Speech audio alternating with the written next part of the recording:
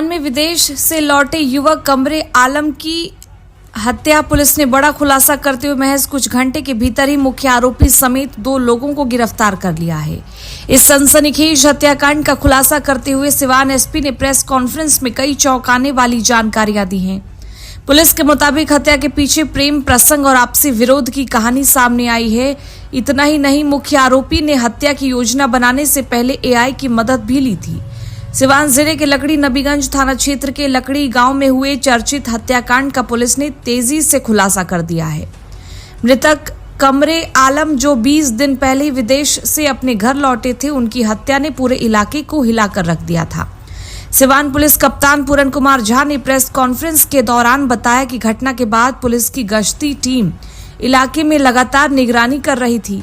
इसी दौरान 2 युवक पुलिस को देखकर संदिग्ध परिस्थितियों में भागने लगे।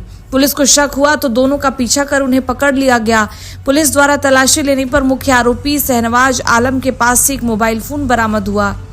जांच के दौरान मोबाइल में हत्या से जुड़े महत्वपूर्ण ऑडियो और वीडियो मिले, जिसके बाद पुलिस का शक और गहरा गया। दोनों आरोपियों को थाने लाकर पूछताछ की गई। पूछताछ के दौरान जो खुलासा हुआ उसने पुलिस को भी चौंका दिया।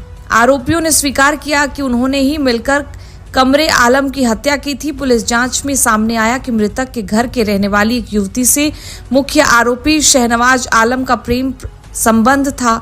मृतक कमरे आलम इस रिश्ते का विरोध कर रहे थे, जिससे आरोपी काफी नाराज था। पुलिस के अनुसार इसी विरोध के चलते शहनवाज आलम ने अपने सगे भाई के साथ मिलकर हत्या की साजिश रची।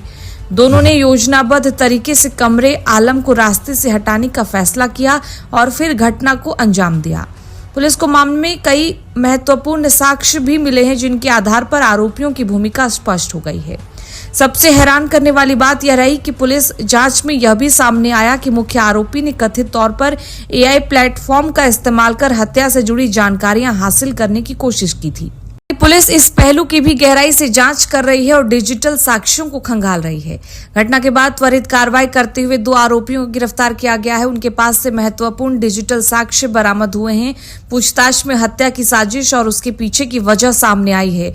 मामले में आगे की कानूनी कार्रवाई की जा रही है। पुलिस ने मुख्य आरोपी शहनवाज आलम और उसके भाई को गिरफ्तार कर लिया है। दोनों के खिलाफ आवश्यक कानूनी कार्रवाई पूरी की जा रही है और उन्हें न्यायिक हिरासत में भेजने की प्रक्रिया जारी है। पुलिस का दावा है कि मामले में पर्याप्त साक्ष्य जुटा लिए गए हैं और जल्द ही चार्जशीट दाखिल की जाएगी। विदेश से लौटे युवक की हत्या ने पूरे इलाके में सनसनी फैला दी थी। घटना के बाद तरह तरह की चर्चाएं और सवाल उठ रहे थे, लेकिन पुलिस के त्वरित खुलासे ने मामले की तस्वीर काफी हद तक साफ कर दी है। प्रेम प्रसंग, विरोध और सुनियोजित साजिश से जुड़े इस हत्याकांड की चर्चा पूरे जिले में हो रही है।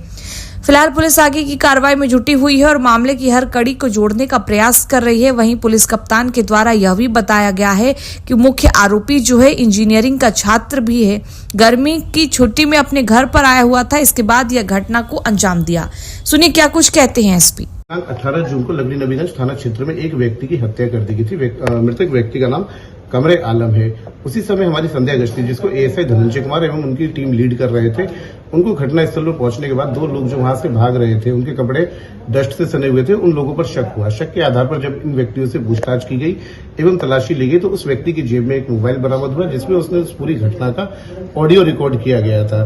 बाद में जब इनको थाने लाकर के पूछताछ की गई तो इनके द्वारा बताया गया कि जो मृत व्यक्ति है कमरे आलम, उनके परिवार की एक लड़की और अभियुक्त शहनवाज आलम के बीच प्रेम संबंध था, जिसको लेकर के मृतक के द्वारा अक्सर अपोज किया जाता था। उसी क्रम में ये लड़का, जो अभी इंजीनियरिंग कॉलेज का छात्र है, गर्मियों की छुट्टी में घर आया था। उसने अपने छोटे भाई के साथ मिलकर के इस घटना की प्लानिंग करी।